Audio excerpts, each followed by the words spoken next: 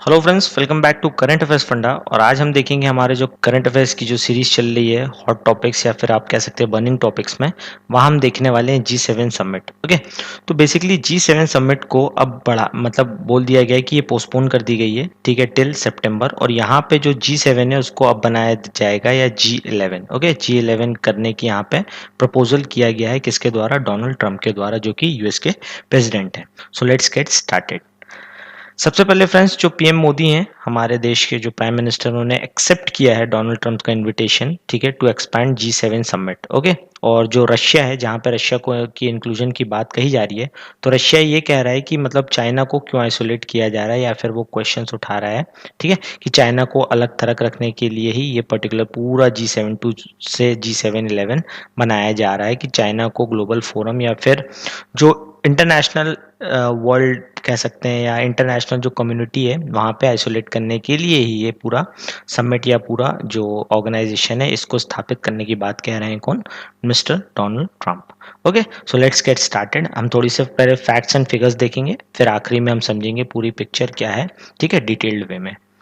तो what is G7? सबसे पहले आपके दिमाग में एक क्वेश्चन आएगा कि G7 आखिर है क्या। तो G7 एक ग्रुप ऑफ 7 इंटरनेशनल या फिर आप कह सकते हैं इंटर गवर्नमेंटल इकोनॉमिक ग्रुप है, या फिर ऑर्गेनाइजेशन भी कह सकते हैं आप, ठीक है, जहां पे जो वर्ल्ड है उसकी 7 मेजर कंट्रीज जिस जैसे Canada, France, Germany, Italy, Japan, United kingdom and United states, ठीक है, प्लस यहाँ पे यूरोपियन यूनियन भी है, ठीक है। तो इतनी बड़ी इकोनॉमी जहाँ पे यूरोपियन यूनियन के अंदर ही खुद 28 देश हैं, ठीक है, प्लस ये इतनी सारी कंट्रीज जब ये मिल के ग्रुप बनाती हैं तो ये अपने आप में एक बहुत बड़ा ग्रुप होता है, जो कि इंटरनेशनल या फिर इंटर गवर्नमेंटल इकोनॉमिक मतलब जो एक्टिविटीज हैं उसको प्रमोट करता है, ठीक है, कहाँ पे? एक इंटरनेशनल फोरम पे। ओके फ्रेंड्स, तो बेसिकली ये बहुत बड़ा ग्रुप है और इसके जो एडवांटेजेस होते हैं काफ़ी अच्छे एडवांटेजेस होते हैं, जो कि इंटर गवर्नमेंटल जो पैनल्स होते हैं आपसी में, चाहे वो मतलब किसी भी इकोनॉमिक एक्टिविटी को करने के लिए, ठीक है, काफ़ी अच्छी म्यूचुअल अंडरस्टैंडिंग होती है इन पर्टिकुलर ऑर्गेनाइजेशन से। ओके, तो बेसिकली होता क्या है, सेकेंड वर्ल्ड वॉर के बाद ये हुआ कि डिफरेंट ऑर्गेनाइजेशन से डिफरेंट प्लेटफॉर्म सामने आए, ठीक है, जैसे कि वर्ल्ड बैंक हो गया, IMF हो गया, ठीक है, उसके बाद ऐसे G7 समिट हो गई, G20 भी होता है। Okay, different different economic forum सामने आए। तो बेसिकली ये जो बायलैटरल, ट्राइलैटरल या डिफरेंट कंट्रीज को मिला के कोऑर्डिनेशन की बात कही जा रही कि हम आपस में, हम 4 लोग या हम 5 लोग या हम 10 लोग कुछ अच्छा करेंगे, आपस में कुछ अच्छा करने की कोशिश करेंगे, ठीक है। तो इस प्रकार से ये ग्रुप्स या फिर ये जो ऑर्गेनाइजेशन से बनाए जाते हैं, ठीक है। बेसिकली हमेशा इसका फायदा नहीं होता है, बट हाँ, हर चीज़ के कुछ प्रोज होते हैं, कुछ कॉन्स होते हैं, ठीक है। जिस प्रकार इसी पर्टिकुलर ग्रुप में जो इंटरनल डिस्प्यूट्स हैं वो भी बहुत ज़्यादा है, ठीक है। तो उसी तर्ज पे कुछ समय पहले जो मिस्टर डोनाल्ड ट्रंप हैं, जो यूएस के प्रेसिडेंट हैं, उन्होंने कहा था ये ग्रुप अब हम छोड़ना चाहते हैं। जिस प्रकार उन्होंने काफ़ी इंटरनेशनल ग्रुप्स या इंटरनेशनल फोरम से हटे हैं या फिर अपने आप को अलग थलग किया है, चाहे वो क्लाइमेट चेंज का मामला हो, पेरिस अग्रीमेंट हो, ठीक है, या फिर डिफरेंट डील्स हो, ठीक है, चाहे ईरान से रिलेटेड मैटर्स हो या यूएस से रिलेटेड उनके कॉन्फ्लिक्ट्स हो, ठीक है, बहुत जगहों पे उन्होंने अपने आप को अलग किया और ये कहा है जो प्रीवियस उनकी गवर्नमेंट्स थी उनको ये सब नहीं करना था, दिस एंड दैट, बहुत सारी बातें वो करते हैं, जिस प्रकार आप फॉलो भी कर रहे होंगे अगर न्यूज़ को तो आप जानते हैं, ठीक है। तो यहाँ पे इसका जो फाउंडेशन हुआ था वो हुआ था 1975 में। तो 1975 में इसको गठन करने या इसके गठन होने की ज़रूरत क्या पड़ गई थी, ठीक है। तो इसको गठन इसलिए किया था due to aftermath of 1970 के जो ऑयल क्राइसिस हुए थे उसके बाद। तो ऑयल क्राइसिस होने के बाद ये जो वेस्टर्न कंट्रीज हैं, वेस्टर्न नेशंस हैं, ठीक है, उन्होंने ये सोचा कि हमेशा डिपेंडेंट नहीं होना चाहिए किसी भी देश पे या किसी भी पर्टिकुलर रीजन पे वर्ल्ड के, डिपेंडेंट हो जाते हैं तो जब इस प्रकार के कोई क्राइसिस आते हैं तो उससे डील करना काफ़ी मतलब मुश्किल भरा होता है या प्रॉब्लमैटिक होता है, आप ये कह सकते हैं, ठीक है। उसमें काफ़ी डिसएडवांटेज हो सकते हैं और काफ़ी परेशानियाँ भी आती हैं, ठीक है। तो यहाँ पे इसका जो फाउंडेशन है वो हुआ था 1975 में, after math of 1970 oil crisis. Okay friends, तो जो ये वाला समिट है, ठीक है, ये कौन से नंबर का है? ये 46 है। ये आपसे क्वेश्चन पूछा जा सकता है 46। और ये कहाँ होने वाला था? ये होने वाला था जून 10 से लेके जून 12 तक।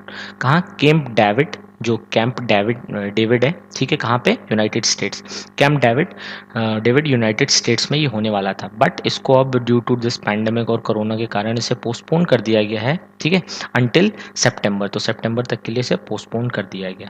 अब बेसिकली जो मेंबर्स इंक्लूड हो रहे हैं, जो G7 से G11 ये ग्रुपिंग हो रही है, तो जो 4 न्यू मेंबर्स ऐड करने की बात कही जा रही है, प्रपोजल दिया है, उसमें है इंडिया, रशिया, साउथ कोरिया और ऑस्ट्रेलिया, ये आपको पता होना चाहिए। ठीक है, ये 4 कंट्रीज़ हैं जो कि G7 को G11 बनाएंगे आने वाले समय में। रशिया इससे पहले था, जब ये जो G7 है G8 था। ठीक है, बट ड्यू टू जो रशिया का एक क्रीमियन एनेक्सेशन हुआ था, क्रीमियन वॉर हुआ था, ठीक है, उसके बाद उन्होंने कुछ कंट्रीज़ को एक्वायर कर लिया था, ठीक है, वेस्टर्न कंट्री को। ठीक है, तो यहाँ पे उस समय इनको यहाँ से हटा दिया गया था। ठीक है, और फिर ये G8 से G7 हो गया था। बट अब यहाँ पे भी पुराने जो मतभेद हैं उससे किनारे करके रशिया को भी ऐड करने की बात कह रहे हैं mister Donald Trump. Okay friends, तो ये था ये मोटा मोटा एग्जामिनेशन पॉइंट ऑफ व्यू से। अब थोड़ा एक वाइडर कॉन्टेक्स्ट में हम यहाँ एक्सप्लेन पार्ट में देखेंगे कि बेसिकली इसके क्या प्रोज हो सकते हैं, क्या कॉन्स हो सकते हैं।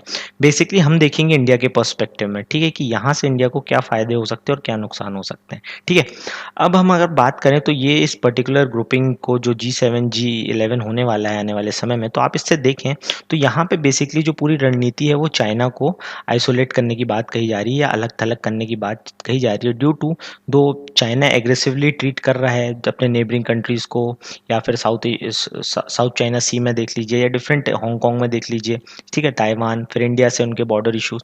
ठीक है, तो पैंडेमिक का इस्तेमाल वो भी कर रहे हैं, कौन, चाइना भी पैंडेमिक का मतलब बहुत ही अच्छे रूप से यूज़ कर रहा है, ताकि वो जो अपने एक्सपोर्ट्स हैं वो बढ़ा सकें डिफरेंट कंट्रीज़ में, चाहे उनकी जो कंपनीज है उनको एक्वायर कर सकें, स्टेक्स एक्वायर कर सकें। ठीक है, और डेट ट्रेडिंग कंट्रीज़ होती हैं, चाहे वो अफ्रीका में जाके इन्वेस्टमेंट करें, ठीक है, चाहे जैसे श्रीलंका में हबन टोटा पोर्ट। तो different parts of the world ये अपनी स्ट्रैटेजी को फॉलो कर रहे हैं। ठीक है, तो यहाँ पे क्या हो रहा है, यूएस और चाइना, ठीक है, ये दोनों अलग, मतलब इन दोनों के बीच में ट्रेड वॉर कह सकते हैं, या फिर आप एक नया कोल्ड वॉर छिड़ गया है। ठीक है, अब यहाँ पे यूएस क्या कर रहा है, यूएस चाइना को आइसोलेट करने के लिए कोई भी मतलब जो स्टोन है वो अनटर्न नहीं छोड़ना चाहता है। जिस प्रकार ट्रेड वॉर चल रहा है, ठीक है, या फिर टेक्नोलॉजी भी वॉर चल रहा है, जहाँ पे चाइना की एक कंपनी है, ठीक है, जो 5G रोल आउट के लिए है, जो हवाई नाम की कंपनी है, हवाई आपने नाम सुना होगा, ठीक है, या फिर आप कह सकते हो हुआवे। ठीक है, तो उसको आइसोलेट करने की बात कही जा रही है, और डिफरेंट वेस्टर्न कंट्रीज ने भी ये बोला कि हम हुआवे को मतलब उनके जो इंस्ट्रूमेंट्स हैं वो अपनी कंट्री में नहीं मतलब लगाने देंगे due to security reasons. Okay, ये जो ट्रेड वॉर चल रहा है वो भी एक बड़ा रीज़न है। साथ ही साथ जो कोविड वाला रीज़न है कि यूएस कह रहा है कि ये चाइना से निकला हुआ है और इससे काफ़ी मतलब वर्ल्ड में काफ़ी मतलब क्षति पहुंची है, और इसका पूरा जिम्मेदारी चाइना को लेना चाहिए, और जो पूरी अकाउंटेबिलिटी है वो उन पे जाती है। ठीक है, तो ये यहाँ पे जो यूएस का ट्रेड वॉर चल रहा है किसके साथ, चाइना के साथ, तो यहाँ पे इंडिया बीच में फंस सकता है। मतलब फंस कैसे सकता है, हम अपने पर्सपेक्टिव से देखेंगे, फिर वो इंडियन गवर्नमेंट है जो डिसाइड करे। ठीक है, यहाँ पे अगर इंडिया इस ग्रुप में जाता है या G7 ग्रुप में ऐड होता है, ठीक है, तो बेसिकली चाइना से उनकी जो बॉर्डर है, ठीक है, इतनी सारी बॉर्डर यहाँ पे शेयर कर रहा है भारत से, यहाँ बॉर्डर शेयर करता है, फिर यहाँ पे क्या आप कह सकते हैं वेस्टर्न साइड में, यहाँ अक्साई चिन के रीजन में, फिर यहाँ सिक्किम में, फिर अरुणाचल प्रदेश में, तो भारत से अच्छी खासी बॉर्डर चाइना शेयर करता है, तो बॉर्डर डिस्प्यूट्स भी है, तो भारत को ये भी देखना होगा। ऐसे पर्टिकुलर इस ग्रुप, ऐसे कोई ग्रुप जो इंटरनेशनल ग्रुप है, इनसे जुड़ने से पहले भारत को अपना हित भी देखना होगा कि आने वाले समय में इसके क्या प्रोज हो सकते हैं और क्या कॉन्स हो सकते हैं। ठीक है, इससे कोई डिसएडवांटेज तो नहीं हो सकता भारत को। ठीक है, एट इकोनॉमिक टर्म्स भी देखना पड़ेगा, स्ट्रैटेजिक पॉइंट ऑफ व्यू होते हैं वो होना भी देखना पड़ेगा, डेमोग्राफिक जो होते हैं, ठीक है, ज्योग्राफी से रिलेटेड वो भी देखना पड़ेगा, बॉर्डर डिस्प्यूट्स भी देखने पड़ेंगे। ठीक है, डिफरेंट पैरामीटर्स हैं जहाँ पे भारत को अपने कंसर्न्स देखने पड़ेंगे, फिर उसके बाद जाके वहाँ पे आपको समिट को अटेंड करना पड़ेगा या फिर उसमें सम्मिलित होना पड़ेगा।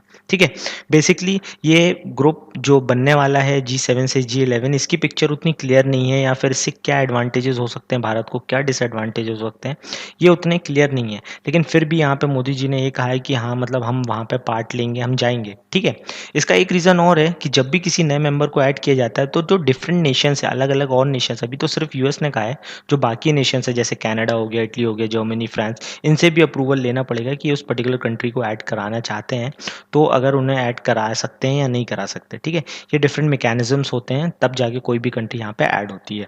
बट ऐसे किसी भी ग्रुप में ऐड होने से पहले भारत को अपना हित सामने रखना होगा कि ये देखना पड़ेगा, वैसे ही वो इतने मतलब इस पैंडमिक से गुजर रहा है जिसके कारण आने वाले जो 2 साल 3 साल हैं है, उसमें जो फाइनेंशियल क्राइसिस आएगा देश के अंदर, और जो वैसे ही देश इतना मतलब एक स्लो डाउन की तरफ मूव हो चुका है और ये इतने जल्दी रिवाइव नहीं हो सकता, ठीक है।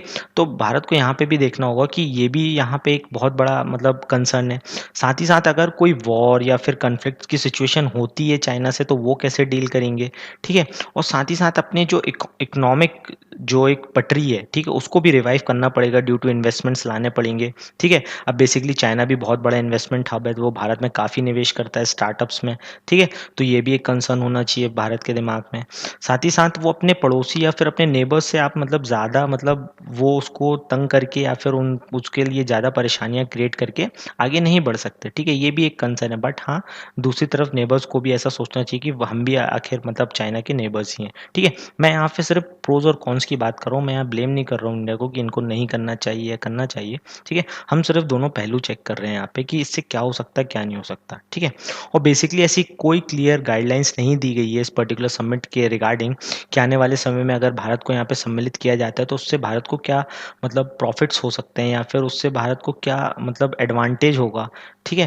क्योंकि यहाँ पे भारत ये सोच रहा है कि हाँ, इस पर्टिकुलर ग्रुपिंग से जाके जो वेस्टर्न कंट्रीज है, जो वेस्टर्न नेशंस हैं, ठीक है, वहाँ से इन्वेस्टमेंट लाने के लिए बारे में भारत सोच रहा होता है, बैक ऑफ द माइंड में यही चल रहा होगा, ठीक है, कि आने वाले समय में जो इन्वेस्टमेंट है वो वेस्टर्न कंट्रीज से, चाहे ईयू के जो नेशंस हैं, ठीक है, वहाँ से लेके आएंगे भारत में, ठीक है। ये डिफरेंट पैरामीटर्स पे भारत सोच रहा होगा, लेकिन इसकी अभी पूरी एक क्लियर कट पिक्चर उतनी सामने नहीं आ रही है, ठीक है। इसके आने के बाद ही मतलब किसी भी ऐसे पर्टिकुलर जो इतना बड़ा फोरम है वहाँ पे जाना चाहिए, ये हमारा कंसर्न है, या हम इसके लिए मतलब बाध्य हैं, ठीक है। जो सिटीजन्स हैं वो भी इसके बारे में सोचे कि हाँ, इससे कोई आने वाले समय में कोई डिसएडवांटेज तो नहीं हो सकता, क्योंकि चाइना जो है वो बहुत ही एग्रेसिवली खेल रहा है इस खेल को, ठीक है। जो उनकी जो एक्सपेंशनिस्ट थ्योरी होती है, वो जैसे जैसे एक्सपेंशन कर रहे हैं, ठीक है, दूसरी कंट्रीज में जा रहे हैं, वहाँ पे इंफ्रास्ट्रक्चर प्रोजेक्ट्स को फाइनेंस कर रहे हैं, और उसके बाद अगर वो कंट्री उन्हें रीपे नहीं कर पाती है तो उस पर्टिकुलर चीज़ पे उनका हक हो जाता है, ठीक है। डिफरेंट लीजेस ली हुई है उन्होंने, बहुत ही 50-50 100-100 सालों के लिए डिफरेंट पोर्ट्स को एक्वायर करके रखा है, स्ट्रैटेजिक पोर्ट्स को एक्वायर करके रखा है। तो इस पर्टिकुलर सेंस में भी भारत को देखना चाहिए कि जो चाइना है वो अगर इतना एग्रेसिवली प्ले कर रहा है तो यहाँ पे कुछ अच्छे मेथड्स और अच्छे चेक पॉइंट्स लगाने चाहिए, ताकि मतलब एक सेफ गेम हो सके। क्योंकि इंटरनेशनल पॉलिसीज या इंटरनेशनल जो आप कह सकते हैं डिप्लोमेसी जो होता है, वहाँ पे आप किसी को नाराज़ नहीं कर सकते, मतलब आप क्लियर कट फेस पे नो नहीं बोल सकते, बस आप डिप्लोमेटिक आंसर्स देते हैं, ठीक है। इसलिए बोला जाता है कि इंटरनेशनल डिप्लोमेसी बहुत ही ज़्यादा टफ होती है, क्योंकि एट टाइम्स ये क्या करती है मतलब अच्छे भले जो अच्छा भला एक फ्रेंड होता है उसे भी एक एनिमी बना देता है। ओके, तो ओके फ्रेंड्स, तो ये था इस पर्टिकुलर वीडियो से रिलेटेड पूरा बैकग्राउंड प्लस एक्सप्लेन पार्ट और कुछ एग्जामिनेशन बेस्ड जो हमने बात करी आगे वो। ओके, तो प्लीज़ आप इस वीडियो के बारे में कमेंट ज़रूर लिखिए, क्या ये स्ट्रैटेजिकली इंपॉर्टेंट हो सकता है और इससे भारत को लाभ होगा या नहीं होगा, या क्या इसे अटेंड करना चाहिए या नहीं करना चाहिए। ओके, और फ्रेंड्स, हमारे चैनल पे एक पॉलिटी सीरीज़ चल रही है, वो भी आप देखिए, एग्जामिनेशन पॉइंट ऑफ व्यू से डिज़ाइन की गई है। तब तक के लिए आप लाइक कीजिए वीडियोज़ को, चैनल को सब्सक्राइब कीजिए, अपने फ्रेंड्स के साथ भी इसे शेयर कीजिए, और प्लीज़ कॉमेंट बॉक्स में कॉमेंट ज़रूर दीजिए, इससे काफ़ी मोटिवेशन मिलता है फॉर नेक्स्ट वीडियो को बनाने के लिए, ऐसे बहुत ही अच्छे अच्छे जो टॉपिक्स होते हैं, जो करंट टॉपिक्स होते हैं, उन्हें आप तक लाने के लिए। Okay, so bye bye, take care till we meet in our next video.